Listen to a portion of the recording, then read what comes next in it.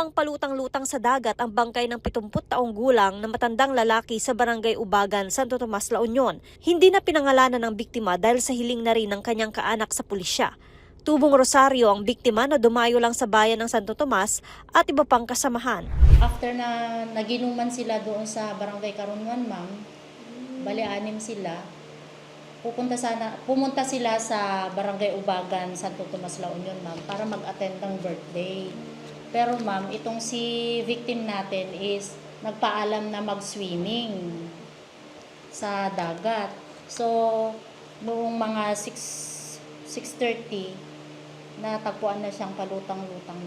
Ayon na rin sa PNP, nahirapan sa paglangoy ang biktima dahil siya'y nakainom. Dinala pa sa paggamutan ng biktima pero idineklara ring dead on arrival. Hindi naman umano nagkulang otoridad sa pagpapaalala, lalo na sa mga bisita na dumadayo sa probinsya. Sana po mag-ingat tayo.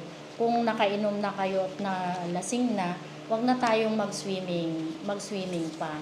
Dahil doon po kadalasan nakakaroon ng disgrasya, ma'am, na talagang kahit magaling kang mag-swimming, kung nakainom ka, akala mo andun ka lang sa mababaw, yun pala andun ka na sa malayo na talagang malalim na siya.